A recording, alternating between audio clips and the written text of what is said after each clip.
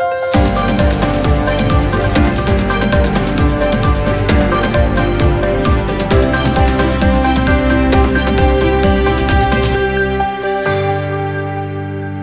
मी अनुष्का. शंखनाद न्यूज चॅनलच्या मराठी बातमीपत्रात आपल्या सर्वांचं परत एकदा स्वागत करते. बघूया आजच्या काही मराठी ठळक बातम्या.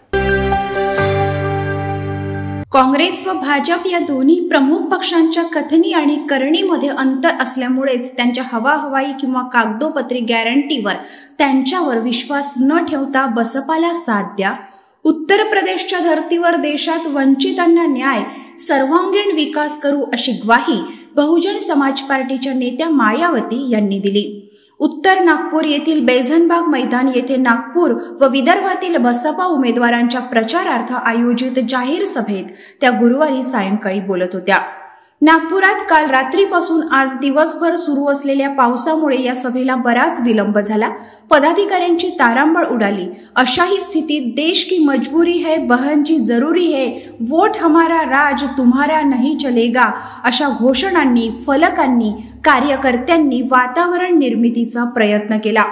मायावती पुढे म्हणाल्या, देशाच्या स्वातंत्र्यानंतर बहुतांश काळ केंद्रात व विविध राज्यात सत्तेत असलेल्या काँग्रेसने कमकुवत वंचित लोकांकडे वेळीच लक्ष दिले असते तर त्यांची पिछेहाट झाली नसती. काँग्रेसने डॉक्टर बाबासाहेब आंबेडकरांना भारतरत्न मिळू दिले नाही, मंडल आयोगाच्या शिफारसी लागू केल्या नाहीत, वंचितांना वंचितच ठेवण्याचे पाप केले. 1989ला मी व काही खासदार निवडून आल्यानंतर पंतप्रधान VP सिंग यांना पाठिंबा देताना या दोन मागण्यांसाठी मी मंत्रीपदही नाकारले. आमच्या पक्षाला निवडणूक रोख्यांच्या माध्यमातून 1 रुपयाही मिळालेला नाही.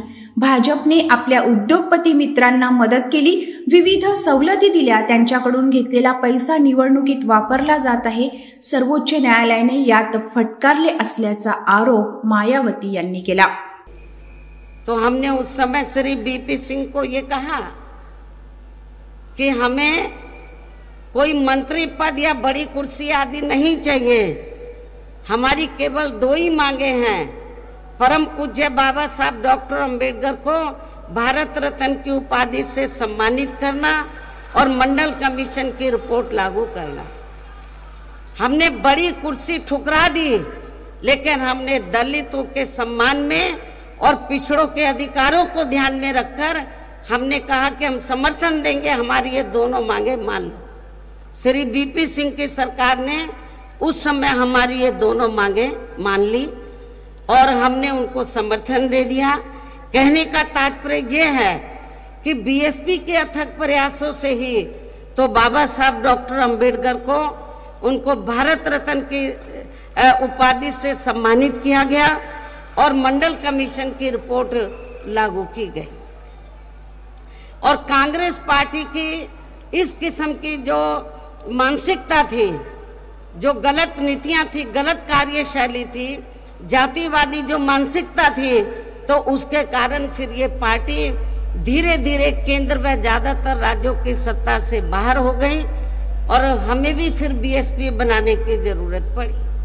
और जिसके कारण ही फिर पिछले कुछ वर्षों से BJP व इनके सहयोगी दल केंद्र व अधिकांश राज्यों की भी सत्ता में काबिज हो गए और अब इनकी भी ज्यादातर जातिवादी, पूंजीवादी, संकीर्ण, सांप्रदायिक व द्वेषपूर्ण नीतियों एवं कार्य प्रणाली आदि से तथा इनकी कथनी व करनी में भी काफी अंतर होने की वजह से ऐसा लगता है कि इस बार ये पार्टी भी यानी कि भारतीय जनता पार्टी भी केंद्र की सत्ता में आसानी से आने वाली नहीं है.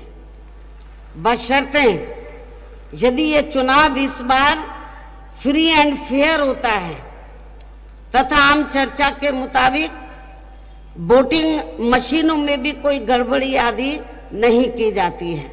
और वैसे भी इस बार चुनाव में इनकी कोई भी पुरानी व नई चल रही नाटकबाजी, जुमलेबाजी व गारंटी आदि काम में आने वाली नहीं है.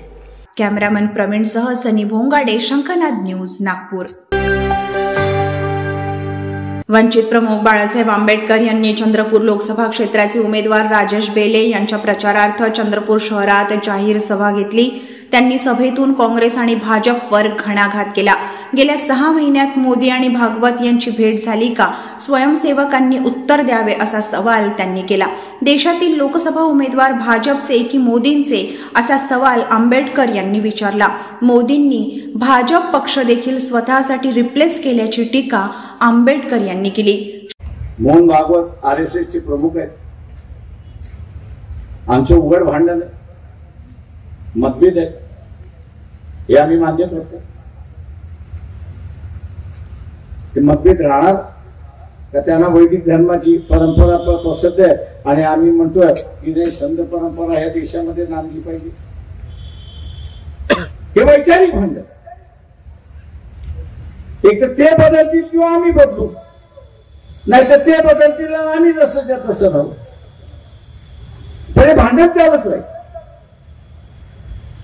पण मोहन भागवत एक आम्हाला ह्याचं उत्तर द्या, सनातनवाद्यांना एक उत्तर द्या, हिंदू महासभेवाल्याने एक उत्तर द्या, किंवा इथला असणारा RSS चे जे स्वयंसेवक आहेत त्यांनी असणारं आम्हाला उत्तर द्यावं की मागच्या 6 महिन्यामध्ये, वर्षभरामध्ये मोदी हा मोहन भागवतांना भेटला का?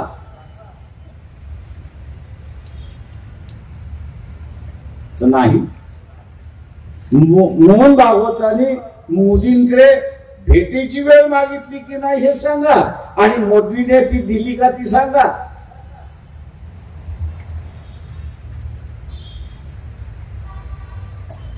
माझा सांगण्याचा मुद्दा हा, या माणसाने, मोदीने आपल्याच भोवती फिरवलेला आहे। बीजेपीचे जे उमेदवार आहेत ते बीजेपीचे उमेदवार आहेत की नरेंद्र मोदीचे उमेदवार? काय येतं?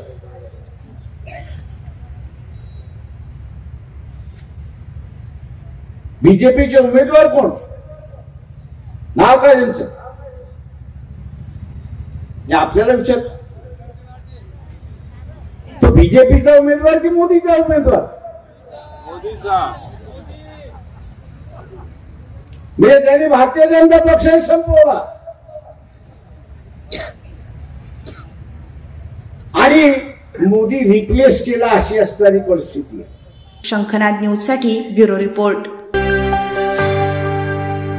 महात्मा ज्योतिबा फुले यांची जयंती चोपडा शहरात मोठ्या उत्साहात साजरी करण्यात आली। मल्हारपुरा भागातून महात्मा ज्योतिबा फुले यांची जयंती निमित्त मिरवणूक काढण्यात आली। या जयंती मिरवणुकीमध्ये मोठ्या उत्साहात आणि आनंदात युवक, पुरुष तसेच महिला मोठ्या प्रमाणात सहभागी झाले होते। बँडच्या तालावर युवक महात्मा ज्योतिबा फुले, डॉक्टर बाबासाहेब आंबेडकर, सावित्रीबाई फुले यांच्या प्रतिमा घेऊन उत्साहात नृत्य करताना दिसत होते।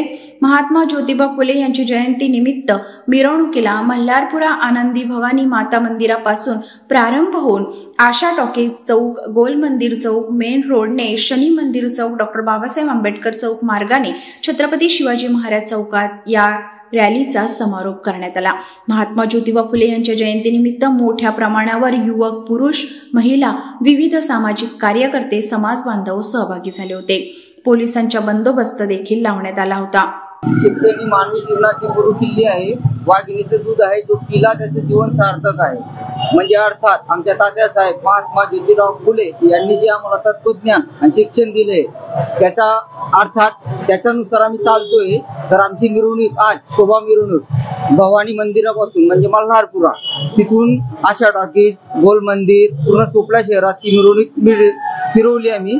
नंतर जेवढा सहभाग पुरुषांचा होता त्याच्यापेक्षा जास्त अधिक सहभाग हे महिलांचाही होता। शंखनाद न्यूज साठी ब्युरो रिपोर्ट। पावसामुळे निर्माण झालेल्या अनिश्चिततेवर मात करीत उत्तर नागपुरातील नागरिकांनी उत्साह दाखवून केंद्रीय रस्ते वाहतूक व महामार्ग मंत्री नितीन गडकरी यांच्या लोकसंवाद यात्रेचे दणदणीत स्वागत केले। बुधवारी मध्यरात्रीपासून पाऊस सुरू असल्यामुळे लोकसंवाद यात्रेबद्दल काहीशी अनिश्चितता होती, मात्र नागरिकांच्या उत्साहावर पावसाचा काहीही परिणाम झाला नाही आणि भर पावसात गडकरींची लोकसंवाद यात्रा उत्तर नागपुरात दाखल झाली। नागरिकांनी त्यांना उदंड प्रतिसाद दिला। सकाळी 10च्या सुमारास टेकानाका येथील बाबा बुद्धाजी नगरमध्ये नामदार श्री गडकरी दाखल झाले। यावेळी माजी राज्यमंत्री सुलेखा कुंभारे, माजी आमदार डॉक्टर मिलिंद माने, आमदार प्रवीण दटके, माजी आमदार गिरीश व्यास, वीरेंद्र कुकरेजा आदींची उपस्थिती होती।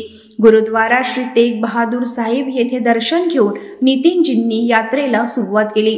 त्यानंतर सिद्धार्थनगर, नई बस्ती या मार्गाने फारुख नगर व महेंद्रनगर येथे यात्रा पोहोचली। या ठिकाणी नितीन गडकरी यांनी मुस्लिम बांधवांना ईदच्या शुभेच्छा दिल्या। जागोजागी नागरिकांकडून पुष्पवर्षाव करण्यात आला। यशोदीप कॉलनी, मोहम्मद रफी चौक, यादव नगर, जयभीम चौक, राणी दुर्गावती चौक, पंचशील नगर, वैशाली नगर, सिमेंट रोड, जय श्रीराम चौक, शाहू मोहल्ला, वनदेवी नगर, लाल झेंडा चौक, यशोधरा चौक, टिपू सुलतान चौक, संघर्ष नगर, रिंग रोड, एकता कॉलनी या मार्गाने ऑटोमोटिव्ह चौकाजवळ या यात्रेचा समारोप झाला। शंखनाद न्यूजसाठी ब्युरो रिपोर्ट।